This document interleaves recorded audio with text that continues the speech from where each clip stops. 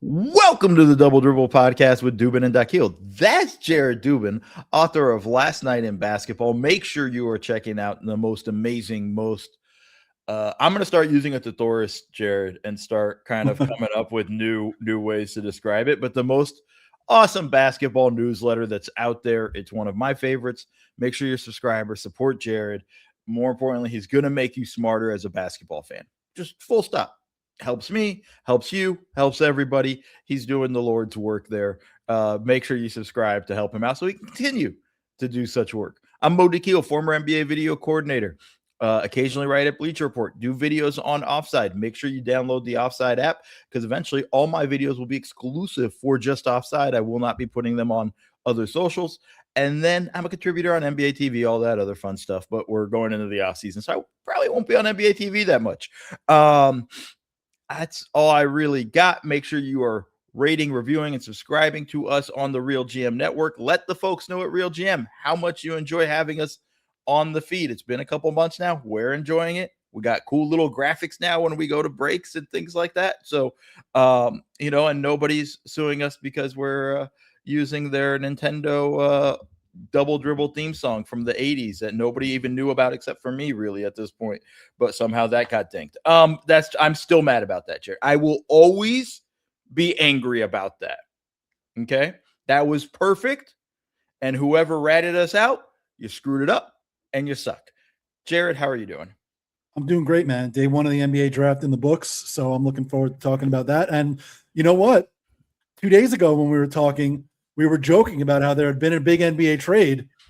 Now there actually has been a big NBA trade. So we could talk about that too.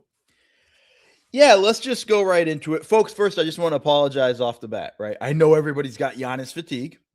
We decided not to do an emergency podcast because I didn't know how much more we could possibly add. Plus, it was late at night at that point. We knew Wes and his squad would handle it the next day. So we were like, all right, we're fine. With all that, we'll just talk about it on Wednesday. So we're going to hit our points here on that. We're going to talk about the Giannis. We're going to talk about Miami, Milwaukee, and the fallout. Sorry, I know some of y'all are tired about this. It is what it is. Jared, run through the trade and tell me what you thought of it. So, first of all, this trade happening exactly 8 minutes after I went to sleep and turned my phone off for the night was maybe the most classic thing that has ever happened in the history of trades or classicism or anything else. Just absolutely ridiculous.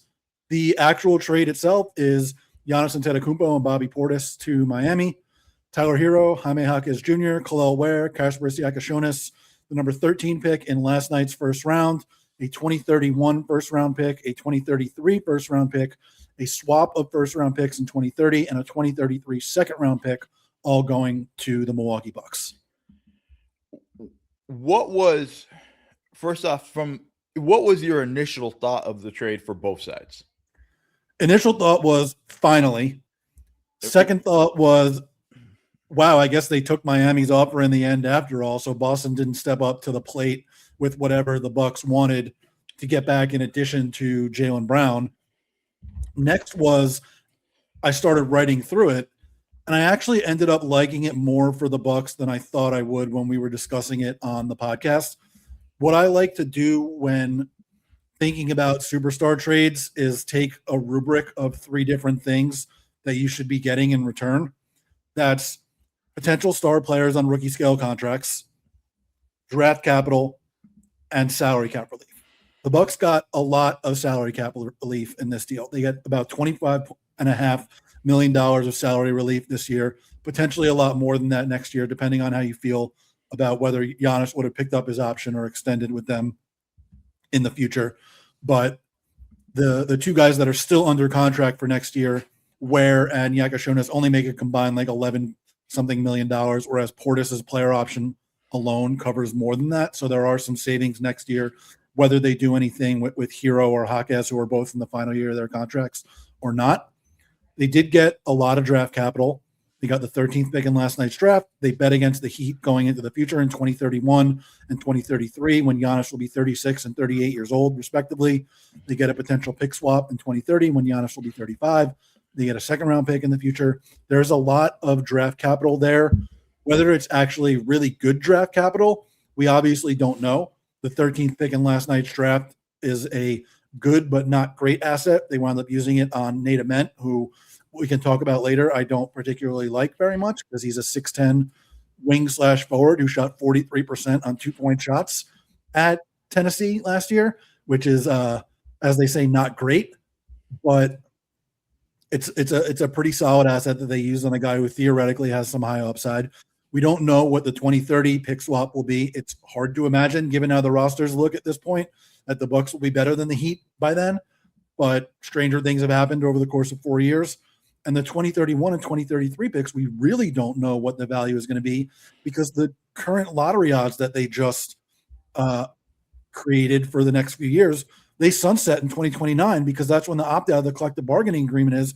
We have no idea what the lottery system is going to be in 2031 and 2033. So it's really difficult to put a value on those picks. But I do like the idea of theoretically betting against the Heat in Giannis's age 36 and 38 seasons.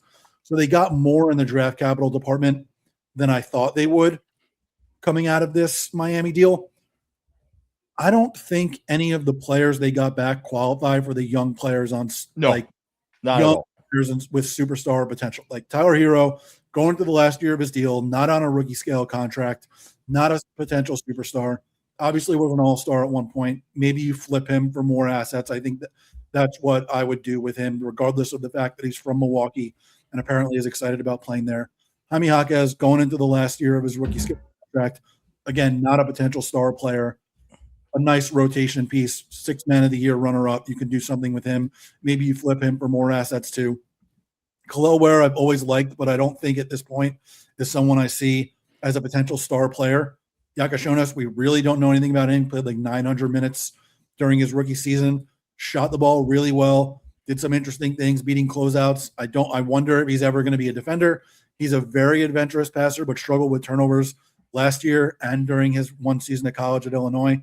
So I'm not sure how much star potential there is there, but both potentially nice players that could be rotation pieces at least somewhere down the line. But so I think they went like 1.5 to 2 for 3 on the rubric that I like to use, which is solid but not great, but just points to they probably waited too long to do this in the end.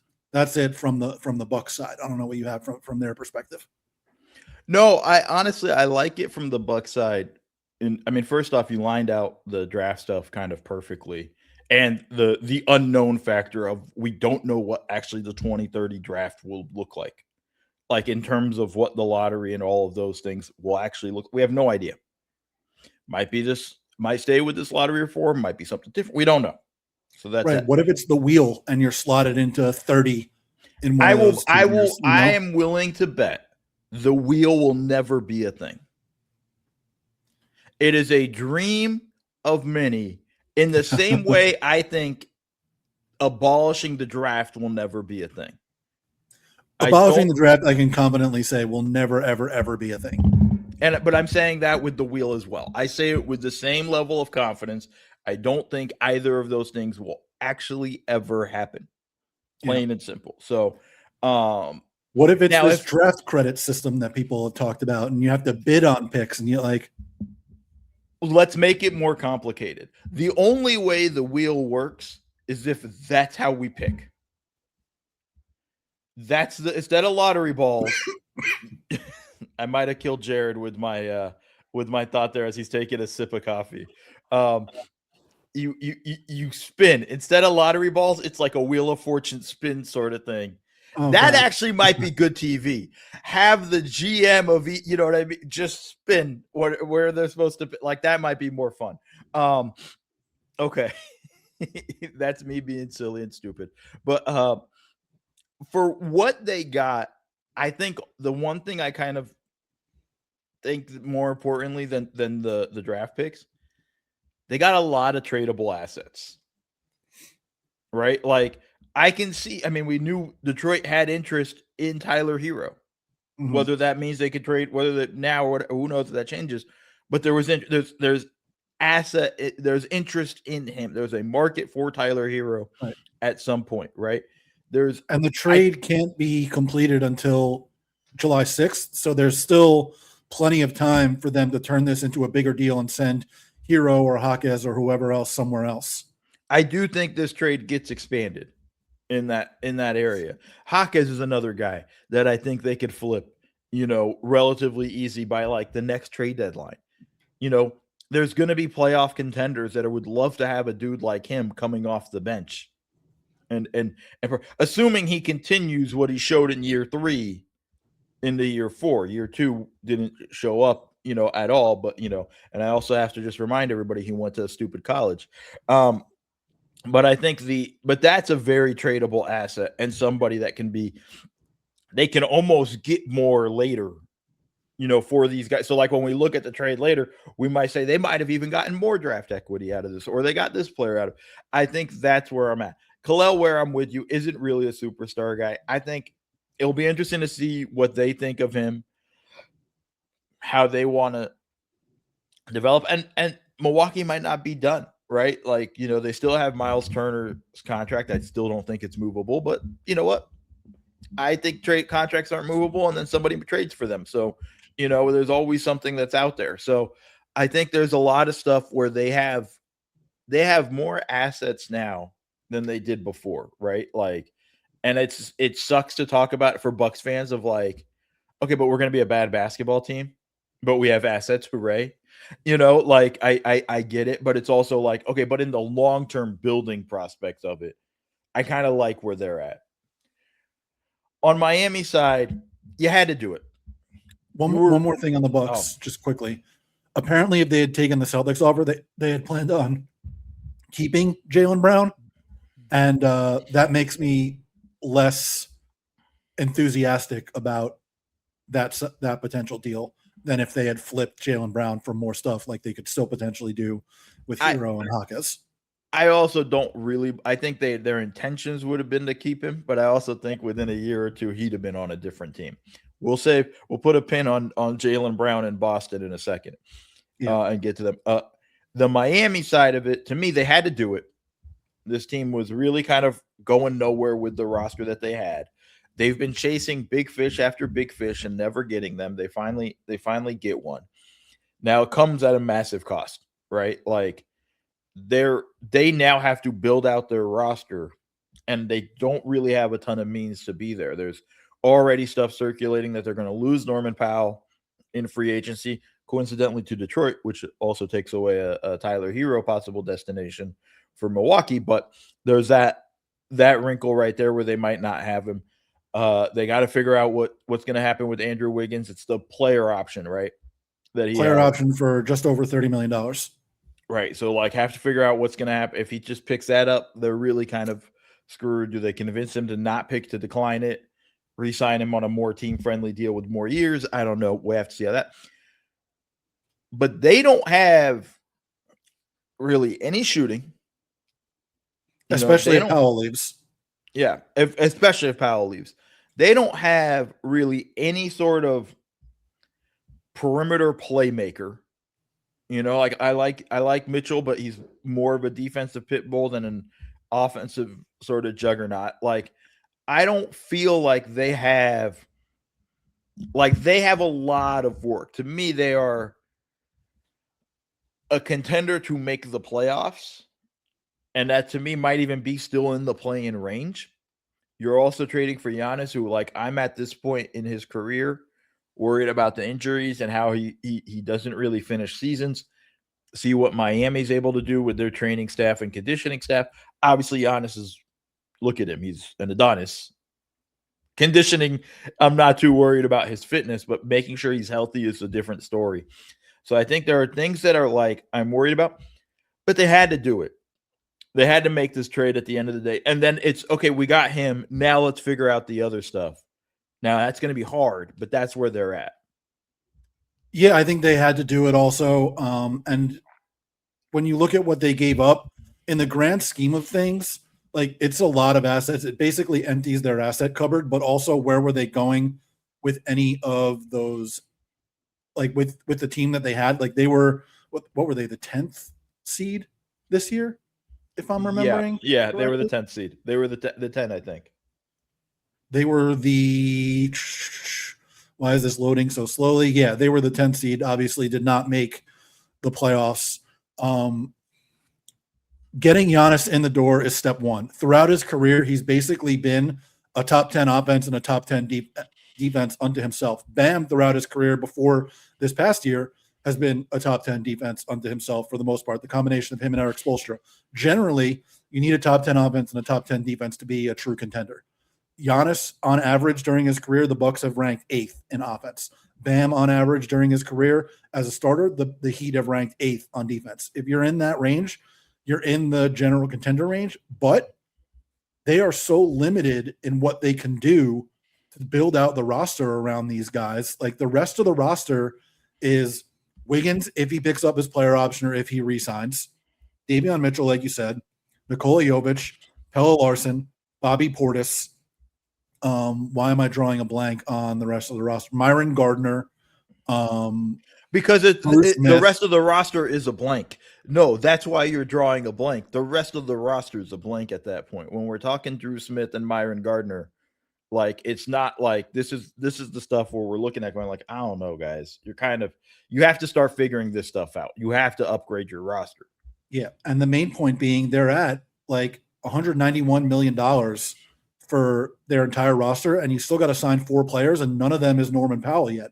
How are you bringing Powell back and filling out the rest of your roster unless Wiggins, Powell, or both take pay cuts? It's just going to be really difficult to do that. And if you don't have Powell, you don't have a ton of shooting, and you're hard capped at the first apron this year because you took back a lot more money in this trade than you sent out. You can't go over the first apron. I can't imagine there's a way they're going to expand this trade to where the Heat are sending out an additional $25 million to the point where they're not going to be hard capped at the first apron.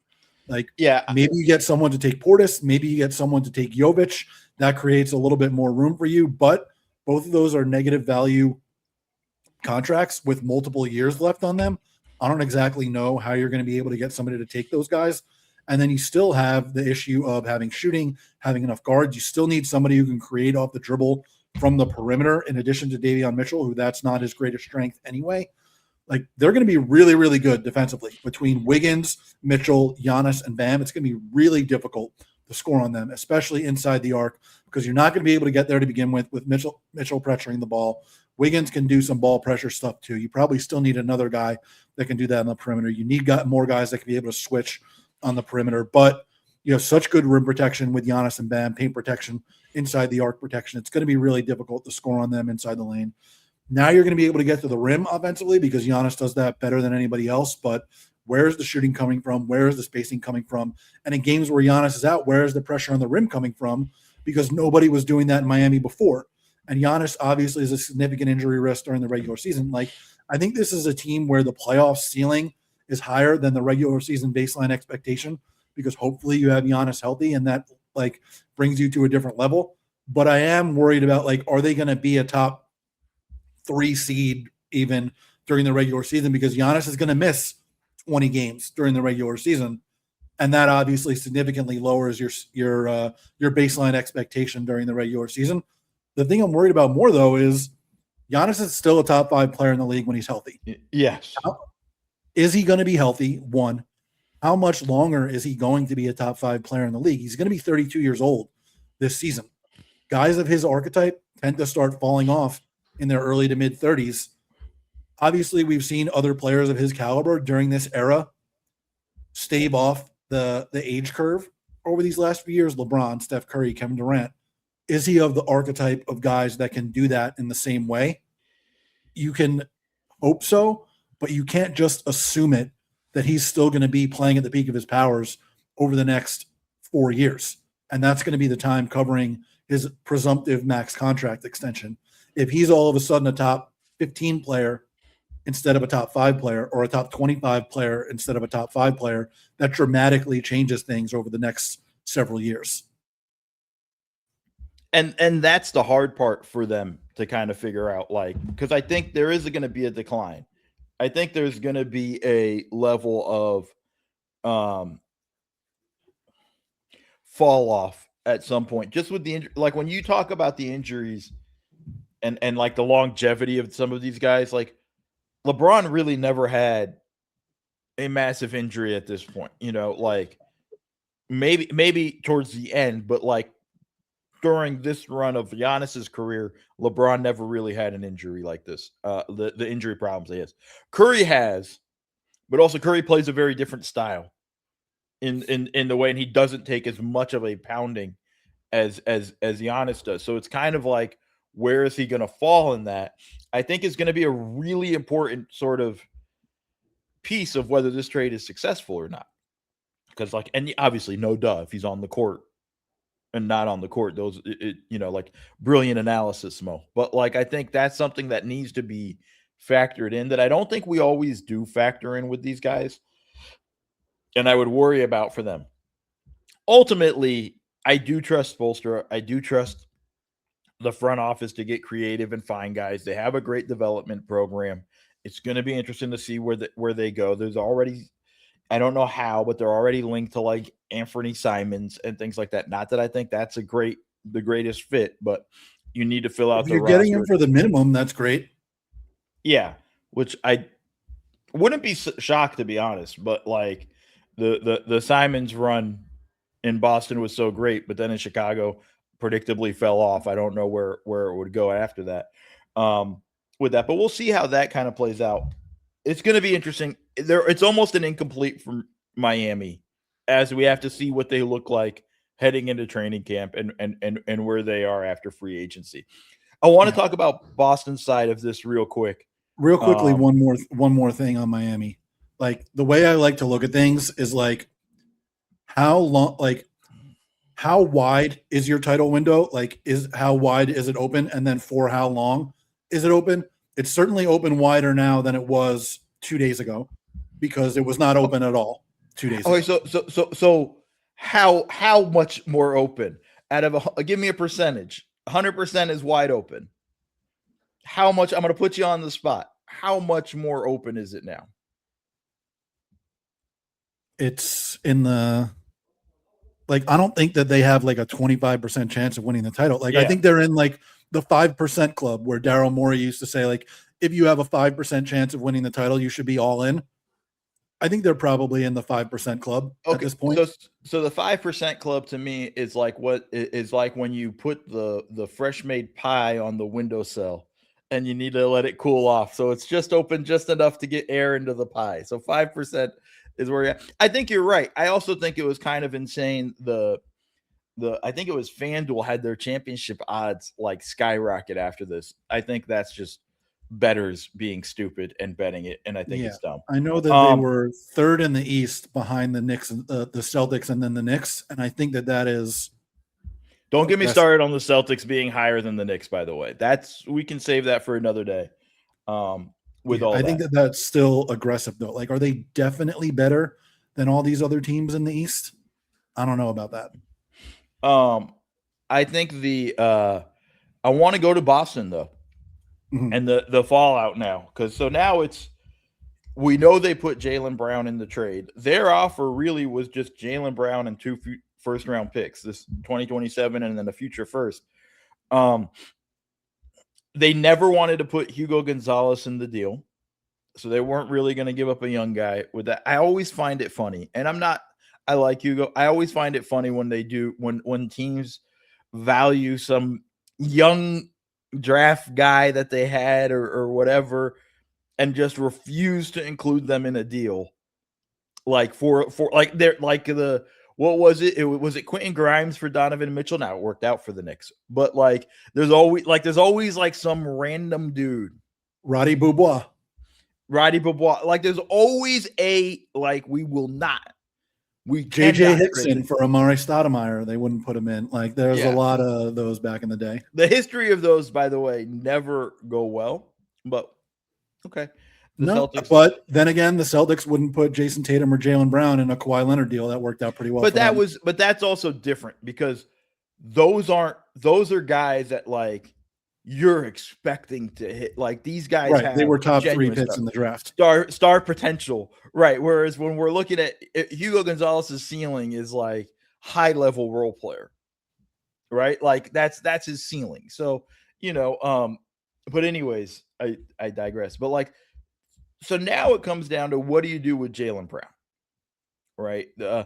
Chris Mannix reported, and the way it's being aggregated, from what I'm understanding, is a little bit different than how he kind of reported it. So and you got to be careful with the aggregators, but it's the Celtics would have interest in Evan Mobley.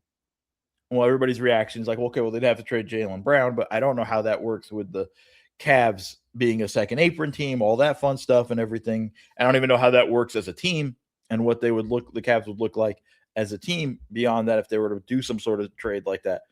But it's just more to me like we're beginning to hear like more. We're interested in this guy. We're listening to offers for Jaylen Brown. Brad Stevens' press conference after the draft was pretty interesting when he asked him, we value him. We absolutely value him, but I can't predict the future. Like it was kind of like hedging between like, I need to mend this relationship, but I don't want to close this door of possibly trading him. So I found that to be really interesting. It's so funny because Monday, by the time we were finishing the podcast, I was like, oh, he's Giannis to Boston probably going to happen. And then, of course, it flips the other way. But, like, what do you think is going to happen with Jaylen Brown now with Boston? I would just bring him back and try to mend fences somehow. That's what I would do. It does seem like maybe things are moving in the opposite direction because they really just want to change the way they play. Like Stevens said that at the end of season press conference. They want to be able to get to the rim more often. That's the big thing that everybody has been talking about for them this coming season. They obviously have to upgrade their front court in some significant way. I'm not sure that Evan Mobley would solve their front court issues or change the way they play all that much in terms of being able to put pressure on the rim. It's not like he does a ton of that himself, but they would give them a better a better center option. I guess if you think he can play center, which we don't really know because we haven't seen a ton of it because he's played with Jared Allen a lot, and the single big lineups have not been, the most successful in the world for Cleveland. Obviously, it would be different in Boston, but we'll see what happens there. But the other guys that have been rumored to be like, does Trey Murphy dramatically change the way that the Celtics would play? I don't think so. I'm now on the boat of like I actually like and I changed probably from like Monday. And by the way, I'll probably change up to Friday. I now think Trey Murphy's not going to get traded. I think New Orleans asking price is going to be too high. Right now they're asking for 2 first rounders. And I honestly think like if it would have happened, it would have happened by now. Listen, I could be wrong. We could finish recording. We could post this thing. And within 5 minutes after we post, Trey Murphy gets traded for like 2 second-round picks. And that's like, that's the type of way. I don't think that's going to happen. I was being facetious, Jared. I was more just like, you're killing the bit here. You gotta work with me here. But I think that's where, but like, you're right. Like, I don't think Trey Murphy drastically changes them. And they have a hole at the big position. So then it comes down to, do they use Jaylen Brown to kind of fill that in, or do they turn Jaylen Brown into multiple pieces to help kind of sort of fill the void? I don't know. It's going to be interesting. I don't know what happens with the Jaylen Brown side of this thing, because my biggest thing is like, you can mend fences, but at a certain point, like, he's going to get tired of this. Yes. Right? Like, I would say he probably already is tired of it. We'll have to watch his Twitch account to see how tired of it he is. I'll let you do that. I'm not watching Twitch, the Twitch stream. The only Twitch streams I've ever watched were when you would do the X's and Mo's on Twitch. Oh, you would watch Twitch streams. I didn't know you would watch the Twitch streams. That's awesome. That was nice. Maybe I bring those back one day. I don't know. Anyway, the videos were exclusive to Offside. Come on, everybody's got to download the app. Well, the Twitch is full on like hour and a half breakdowns of, and nobody watched, by the way. It said it was on for an hour and a half, but I would watch them on occasion. Yeah. Nor by the way, you weren't the only person that wasn't on for an hour and a half. All right, let's take a quick break. Let's talk draft, because we went long here. Let's talk draft real quickly, and then we'll talk free agency on the other break. So we'll be right back.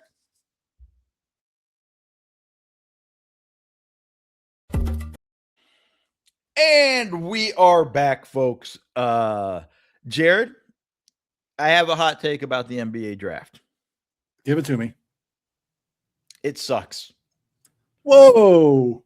It's boring. It's no longer interesting. Look, 10 years ago, bro, I'd clear out my schedule. Don't nobody call me. Maybe have a friend over if his team had a high pick, but like literally just order some food, sit there on my phone, my computer. What are the rumors? What's all this? This and that. We'd get trades. We get all of this stuff. It sucks now. It is boring as hell now. I don't know is that just because the mock drafts have gotten too good and we know where everybody's going to go? I think that's part of it. I think like here's my point. Here's my big takeaway from yesterday's draft. Pretty much everybody did well.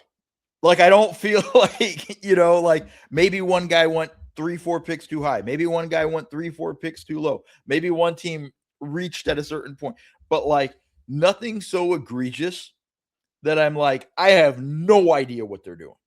Like, I don't know what their concepts are. And I just think altogether it's boring to the point where it's like you almost don't have to watch it anymore. I don't know if I can get on board with that. Said it was a hot take. I said it was a hot take. I'm just going to plant my flag. It used to be great. Make the draft great again, Jared. I'm not going to touch that one. Put that on a red hat. Not touching that one. Yeah, I mean, I like the draft for what it tells us about the way teams are seeing themselves in the future, obviously. And I like to see, obviously, where these guys are going to go and what that means for their futures and how they're going to fit with their teams and all that kind of stuff. Like, I like it. I like the draft. Granted, I can get with you on this year was boring because the top picks basically went in the order that we expected them to. Like the first 7 picks, everybody had in their mock draft as the first 7 picks in that exact order. Like, and wait, who was 8? 8 was Atlanta, not Wagler, Flemings. Fleming. So a lot of people had that too.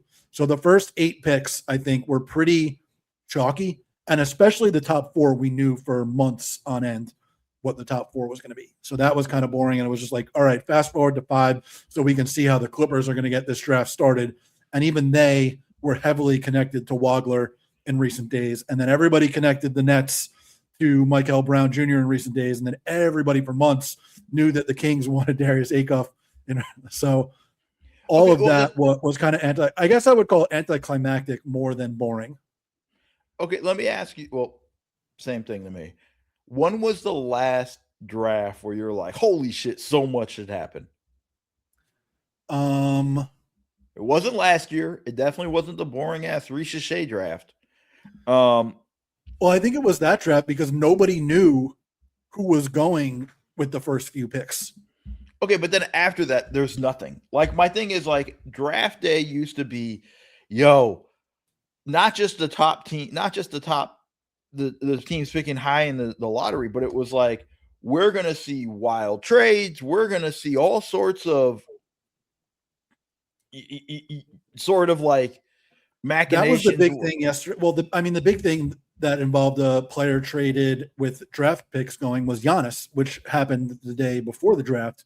But there were no players traded during the draft last night, which is very rare. I mean, I even remember like the Jaylen Brown draft. There was like, oh wow, like Boston might be trading the pick for PG or something like that, or to Chicago. Like there were so many different. There was just so much more stuff. It's just boring. Anyways, that's just my point. We shouldn't get caught on me thinking it's boring. I think the most exciting one in recent memory was the Paolo, Chet, Jabari Smith draft, where the odds kept changing back and forth in like the last hour or so before the draft of who was going to go number 1, and then all of a sudden it went to very heavily to Paolo. That was the most exciting, like last few minutes before the draft, where nobody knew what was going to happen. Yeah, I agree with you on that. But then again, it just becomes the further you go, it gets boring. But Jared, what are your takes from the draft? Because I've given my take. It sucks. In general, what did you think of draft night last night? And not like that, but like, who did well? Who are your winners and losers, for lack of a better gimmick? I mean, I think that the Wizards won. I like DeBansa going number 1. I think that the Jazz won. I like Peterson going number 2. I think that the Grizzlies won. I liked Cameron Boozer going number 3. I think that the Bulls won. And I like Caleb Wilson going number 4. I liked Keaton Wagler. I know you disagreed, but I liked Keaton Wagler going number 5. I'm trying to remember who went and in which order. The Thunder getting a Daimara, and then Bennett Sturts, who I didn't watch, but is supposedly well liked. I do think it's interesting that they took a center and a point guard, because they just drafted Thomas Sorber and they just drafted Nikola Topic. And I wonder if either or both of those guys might be on their way out the door. Obviously, the injury issues and the testicular cancer that Topic had, we haven't really gotten to see him. And then the injury for Sorber last year, we didn't get to see him either. But they have a roster crunch at this point, so I wonder if they might have been drafting to replace one or both of those guys, which would be an interesting maneuver. The Mavs taking Morez Johnson over the other 2 Michigan guys, I think, was somewhat surprising, but I liked him too. The Bucks taking Burries, I liked, but I didn't necessarily like them taking Nate Ament, which Jimmy Haslam is apparently a big Tennessee donor, so seeing them take him was not surprising. Can owners just stop with this bullshit of like, I got to take a guy from my alum? Just stop. We saw this with DeAndre Ayton and Sarver, and y'all don't have Luka Doncic. Like, just stop. Sorry, continue. I'm just gonna pepper in random stuff. You go. I'm gonna pepper in stuff. I would love to criticize, but I 100% know that if I owned an NBA team and there was a Miami guy on the board, I'd be like, come on, why are we not taking this guy? Like, I know that I would do that. I would not be able to resist. And I have to yell at you, Jared. I have to work in your front office and say, Jared, shut up. Yeah, I mean, I would deserve to be yelled at that point. Yeah. I thought that the maneuvering that the Knicks did was very funny, where they came into the draft with 24, they trade down for 25 in cash, then they trade down from 25 to 30 for 2 second-round picks, then they trade down from 30 for 3 second-round picks. So they had 24, and they come out of it with 5 second-round picks in cash, because they're apparently not going to touch the second apron at all. And they're selling, I think, supposedly their second-round pick as well, is what I've heard. Yeah, they had the 31st pick tonight that they're supposedly auctioning off. Who knows if it's going to be for cash or more second-round pick. Brock Aller is just having fun out there, you know? And the thing is, they were outdone, though, by Memphis trading back. Memphis's trading back was pretty awesome. Memphis picked up, what, 5 second-round picks to move back from 16 to 21 and then draft Kareem Lopez, who I didn't watch, so I don't know too much about. I like the Bulls getting Dalen Swain also, in addition to Caleb Wilson. I think that gives them 2 really interesting wing/forward types. Swain is a guy who does a lot of stuff off the dribble. I'm not sure if he's going to be able to shoot. Similar to Wilson, I'm not sure if he's going to be able to shoot, but they got a lot of interesting stylistic and athleticism there. I do wonder about the Mavs with Morez Johnson. Like, they have a crowded front court. They have PJ Washington. They have Daniel Gafford. They have Derek Lively. Like, is Morez Johnson a 4? Is he a 5? Who knows? Like, how does he fit with Cooper Flagg? I'm going to be very interested to see what they do there. Like, I would imagine that Washington and or Gafford and or Lively is not long for Dallas. One of them is going to be, or more, is going to be traded at some point, just because Flagg is like a 3-4 hybrid. Johnson is a 4-5 hybrid. So I'm just not sure how all of that stuff fits together. So I'll be interested to see how they handle that and how Dusty May, the new coach, handles that. A guy that I really liked that fell was Cam Carr, who we talked about the other day, was the last guy that I mentioned that ended up being taken with that Knicks pick at 24, who I was watching the draft and I realized, oh, Cam Carr got picked by the Knicks. And then I found out that they traded the pick for 25 in cash. But I like that for the Lakers because he was one of the guys that I liked more than his draft slot. The Spurs taking Jaden Quaintance, who I mentioned the other day, was something that I liked also. And they can sort of afford for him to heal with his knee. And they took another center a couple picks later in Terrace Reed Jr., who I didn't watch, but is supposedly a pretty interesting prospect. So they have now two different guys that they can play either with or behind Wemby. So that was an interesting set of picks. And then Dallas got the other guy that the Knicks traded out of, Sergio Delaria, who I don't know too much about, but is apparently an interesting ball handler and shooter from Spain. So that's something that they definitely needed in the backcourt. Yeah, that's. I mean, but again, it's everybody did well for the most part, right? Nobody did anything that was so like confusing. This isn't the Anthony Bennett going number one or anything. Like nobody did anything where like, wow, you really the front offices are too smart. They made the draft boring. Sorry. That's just going to be my stance. You have a stance though before I get to silly stuff. Do you have anything more draft related you want to hit on real quick? I've got two things. One is it's ridiculous that we still do this charade. That was the silly stuff I was going to bring up. Do you have anything more like for the fan who's going, I need more draft analysis? I like the Buka Okori for the Pistons. They really needed somebody else who could create off the dribble, and he seems like a guy who can get into the paint at will that he did when he was at Stanford. So that was something that they really desperately needed. They moved up to get him at 17. I like LeBaron Philon for the Sixers for pretty much the same reason. They needed somebody else other than Tyrese Maxey and VJ Edgecombe who could create off the dribble. Should be a nice piece for them off the bench, and he shot better this year than he did in his freshman year at Alabama too. So that was nice for them. The Hawks wound up getting a center with their second pick. So what they needed was a point guard and a center, and they brought in a point guard in Kingston Flemings, and they brought in a center with Zubi Ejiofor in the later part of the first round. And then the Nets came up and they picked Joshua Jefferson from Iowa State with the pick that they got from the Julius Randle trade that we haven't discussed yet. We'll get where the Nets got 28 and Julius Randle for 33. So we could talk about that a little bit more in the next segment. Okay. Now go to your silly complaint. It's ridiculous that we continue with this charade of why did Nate Ament wear a Heat hat? We all know he's going to the Bucks. Give the man a Bucks hat. How many years do we have to keep doing this? It's ridiculous. So I understand your complaint. I empathize. But we know that the deal can't be solidified until July 6th. So part of that is we have to go through the charade. And I actually don't mind it. And I'll tell you why I don't mind it. And I said this to you in the beginning. That hat is now memorabilia. Not that I'm a big sports memorabilia person. But it's not memorabilia that anyone's going to want. Like no Heat fan is going to want it, and no Bucks fan is going to want it. Do not sleep on the stupidity of people to want things.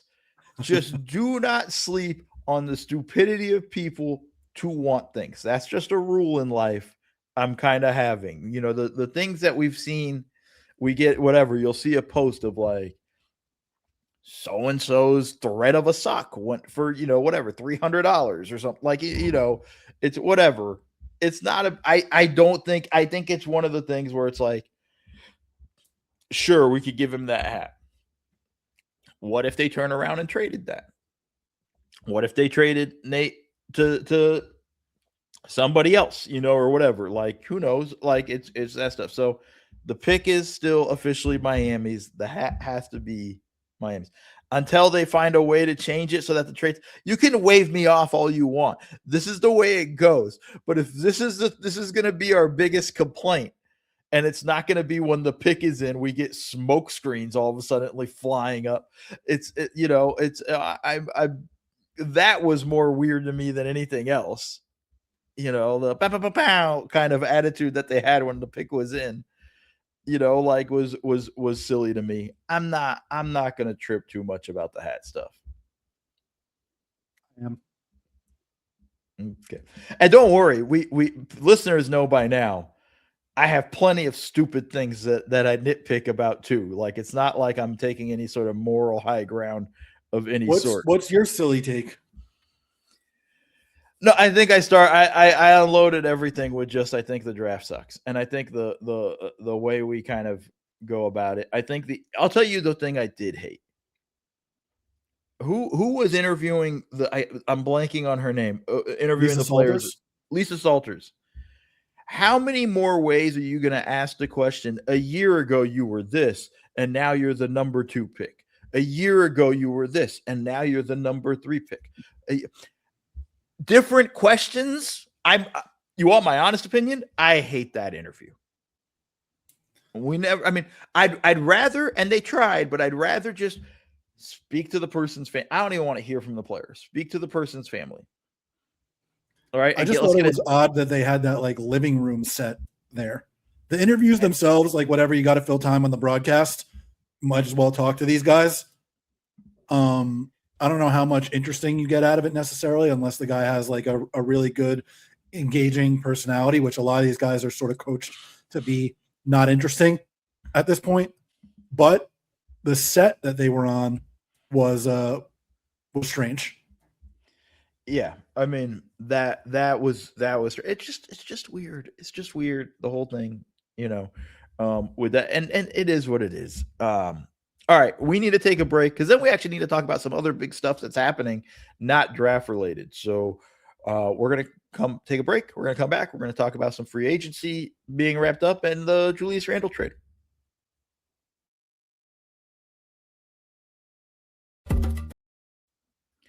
And we are back, folks, once again. Jared, let's start with, just before the Giannis trade, we got a big 3-team trade. Julius Randle and the 28th pick to Brooklyn. You're going to have to help me out with some of the details. Nick Claxton to Chicago. And then what did Minnesota get? 33rd pick.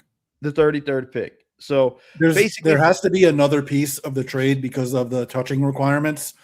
Chicago has to send something to Minnesota, probably like a top 55 protected second round pick or cash or something like that. But that's the basis of the trade for now.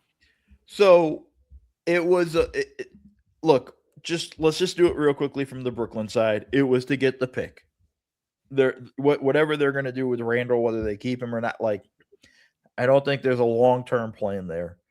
I think it was at least partially to get better this year. They don't own their pick this season. There's not a benefit to being in the bottom 3 of the draft anymore. Like, they're probably trying to win more than they were this past season when they were clearly trying to get one of the top 3 or 4 picks. Like, Randle is not like an ideal playoff performer, but he's going to help you get better this year for sure. Yeah. Well, but even then, it's not. And I think that's the thing we have to also remember, and I'm going to constantly forget, but these types of trades are to keep us out of the bottom 3, which is going to be important for the most part. But they don't own their pick also, so they don't care if they're in the bottom 3. It would actually be spiteful to make sure you're in the bottom 3 to screw the other team that has your pick with that scenario. But okay, so there's that. Chicago adding Claxton. I like Claxton. I know he's been kind of on a little bit of a downward trend, but I think part of that is the team he's been on has not been caring. So he hasn't cared as much. And I think you can equate that to being a problem, but it's hard to do that over an 82 game season. I think it'll be interesting to see how it fits in Chicago. Chicago just eating up,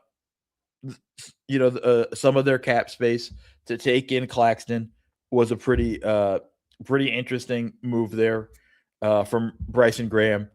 And then we got to just talk. The big thing about this whole trade is the Minnesota side and the salary dump. They create a $33 million trade exception. Who knows what that's going to become? They create enough cap space that they agree to terms of, I think it's 112 over 5 years to Ayo Dosunmu.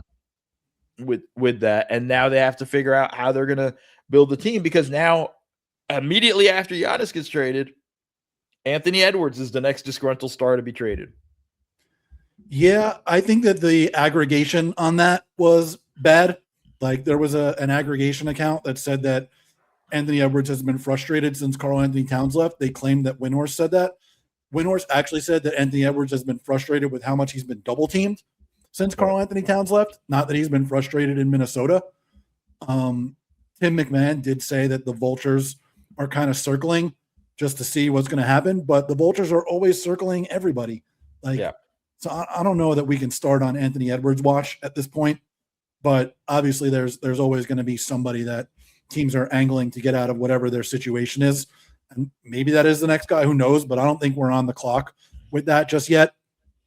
The Wolves essentially salary dumping Randle to sign Dosunmu and presumably open up using the mid-level exception is interesting. Like, I don't think they're using that $33 million trade exception. They just did this to get off of money.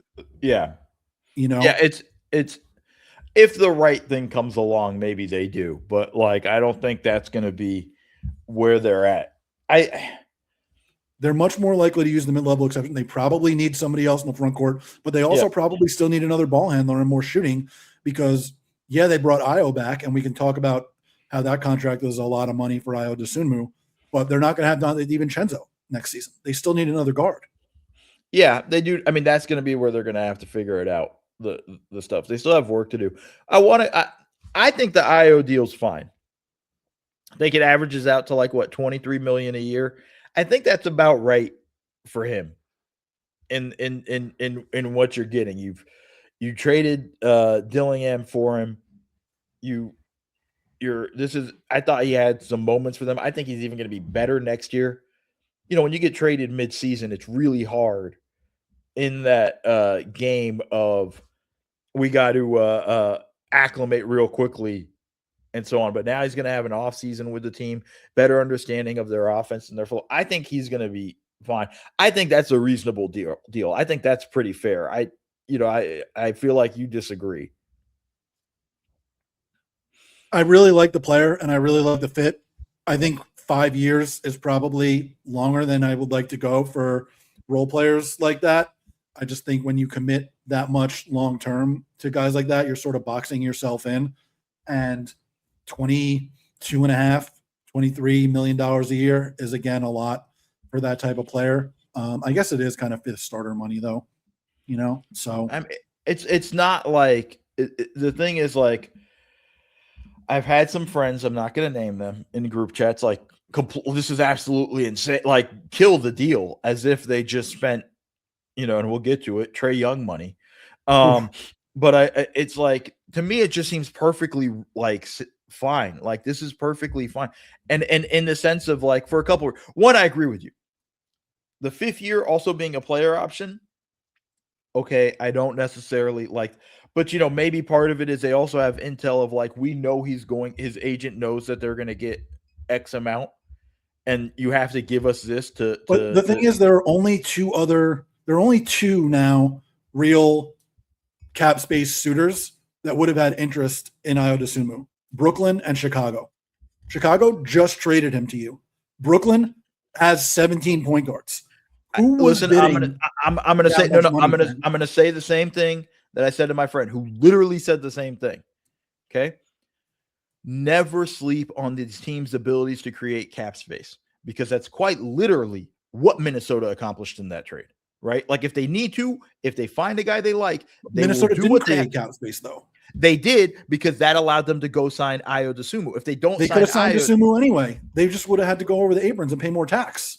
Right, but it's nonetheless, though. But they created the ability for them to do it. Whatever is holding them back. These teams wouldn't have been able to create $20-something million in cap space. Otherwise, you're looking at a sign and trade, and you could just not facilitate a sign and trade, because if you're going to sign them, you just sign them. Listen, I agree with you, but you just, like, these teams do find ways to pull it off. Oh, this guy's available. Let's go get him. Big reason why, and we'll talk about it, Austin Reaves got re-signed at the number that he did was because Detroit was trying to move Isaiah Stewart so that they can make a big offer to him, right? Now, they weren't able to get off Stewart yet, but that was coming. I just know, I am telling you now, teams, when they're motivated, will find ways to get the guy they wanted. Nonetheless, I still think this is a reasonable deal. Like, they still have work to do to fill out their roster and get going. But I think they have to figure out what's next now. But, like, they got the first piece of the puzzle for them was always re-signing Ayo Dosunmu. And that was a big piece of it. They've opened up shot opportunities for Naz Reid, for McDaniels, for Dosunmu, all of those guys. And we'll get that. And I think that's the stuff that matters. To me, I think it's a fair deal. We'll see what they do from that. But we also got to get through a few other things here real quick. And let's just do it real quick. Let's just hammer the hell out of Washington. You did a great job. Number 1 pick, AJ Dubin, all that stuff. What the hell were you thinking giving Trae Young 4 years? It's like $53 million a year. Like, was it 212? Like, what are you doing? I'm in disbelief. This was a guy who was essentially valueless 4 months ago. You got him for an expiring CJ McCollum and a negative value contract in Corey Kispert. That's what you got Trae Young for. 4 months later, you're giving him $53 million a year, when part of the reason he was valueless was because he had a player option for $49 million this year, and you're giving him a raise off of that money. Like, I am flabbergasted by and a player option in the 4th year. I am flabbergasted by this deal, both in terms of the length and in the average annual value. I can't believe it. When they made the trade, I said, I'm okay with the trade. They didn't give up too much as long as they don't sign him to a ridiculous contract. No longer okay with the trade. That's exactly what they did. And you want to talk about negotiating with yourself. That right there is negotiating. And then somebody tried to tell me, well, it's a movable deal. I said, no, it's not. Nobody wanted him when he was making less money. Right. And everybody wants to point to the lottery reform, saying the teams in the middle that don't want to finish 1 through 3. Said none of them are going to trade for him because that's going to tie up their cap space forever. It's just so asinine. I'd have been fine if it was 2 years at this number going, hey, we're just going to give you a short-term contract, but we're going to overpay a little bit over the next 2 years. Fine. Or if it's this long, it's team friendly and it's in the 30s. I just don't know what their logic was and thinking. Like, I saw that and kind of was like, correction, you texted me because I didn't even see it yet. You texted me and said, woof, that trade exception, that deal Trae Young just signed. And then I looked at it, I was like, oh my God. Like, that was awful. That was just a bad, that there's no defending that one. To me, that's the bad. The rumor going around as soon as they traded for him was like 3 years, $120 million, which would have been like, okay. That's the range where I was like, all right, fine.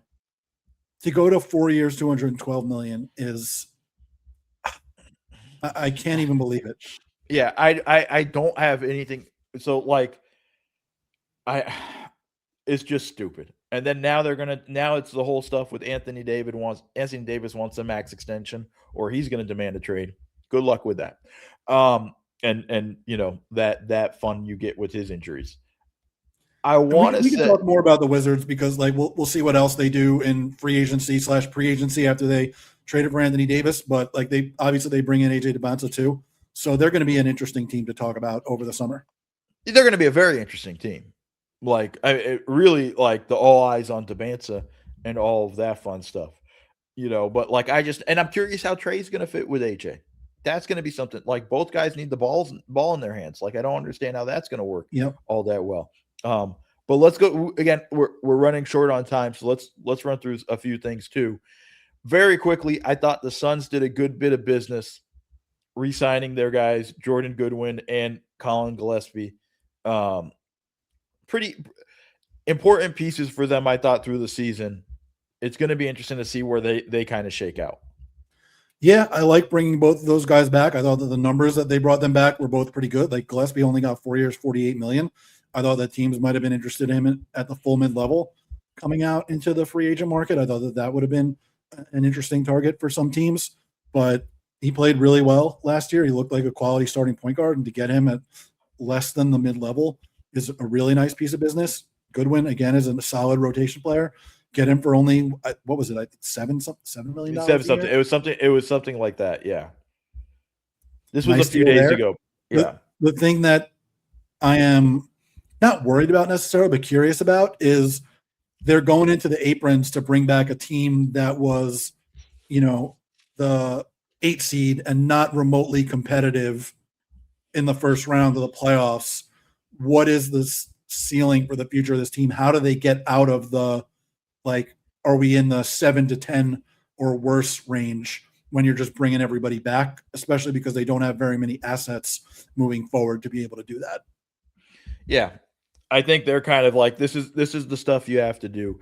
Like, I'll give Phoenix front office credit. They are doing a good bit of business in the way they've been handling themselves over the past couple of seasons. I feel like they've done pretty well. Let's go to the big one. Literally before we thankfully they got this done before we started podcasting, which I appreciate. Thank you. And it's early here in LA. But Austin Reaves has agreed to a 4-year, $185 million deal. 4th year is a player option for them. It's a max contract, averages out to about, was it like 45 a year? Something like that. Trying to do math in my head. Like 47 a year. I'll just pull up the calculator while we talk. 46 and a quarter. But like, I think that was kind of what they had to do. We kind of felt like, like I said, Detroit was trying to make a run at him. Obviously, Brooklyn took themselves out with the trade. So did Chicago in terms of trying to make a big offer for him. It seemed like Detroit was the team that was going to try to steal him away from the Lakers. Luka loves playing with him. I think it's the right deal. I think this is the right amount. I know maybe people were hoping he'd take a little bit less and give a hometown discount. I generally think those are kind of foolish of guys. Of course, Jalen took one and now is a champion, so maybe I need to shut up. But Jalen took the most he could have taken at the time. He couldn't have gotten more than that at the time he signed the deal. He just could have gotten more if he waited. Yes, is probably the right way to put it. But I think ultimately, again, good bit of business from the Lakers. They have to do that. They still have cap space. They need to still need to find a center, need to figure out what they're going to do with LeBron, need to add more perimeter defense. And like, they still have a lot of work. And again, but it's also like, I like to remind people, it's only June 24th. We haven't even opened up official free agency. Yeah. A good deal, an as expected deal. And now we got to see what they do at center, like you said. And they still got to figure out their perimeter defense, obviously. Yeah. So like, they still have a bit of work to do. And how they kind of maneuver and pull this stuff off to make the numbers work within the cap is pretty good. The fact they went and bought the 24th pick was pretty encouraging, I think, for Laker fans in terms of like, that's stuff they didn't normally do.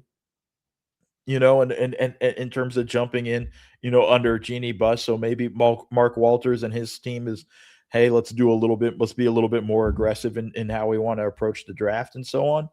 It'll be interesting to see how this continues. We're just at the starting point, folks. Like, literally, we're going to see crazy stuff.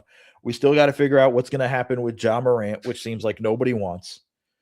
We talked about it already, the Jaylen Brown sort of saga. There's going to be somebody else that we're not expecting to get traded or something, where we're like, holy crap, what the hell just happened? I can't wait to get a text message from you going like, did you just see that trade? And there's going to be some bad contracts that get given out because no matter how boring the draft is and how smart teams are, they tend to find a way when we get to free agency to get stupid again. Yes. Jared, anything else you want to touch on? Last second before we go? I think that's it for me. All right, brother. Thank you, everybody, for listening to the Double Dribble podcast. See y'all.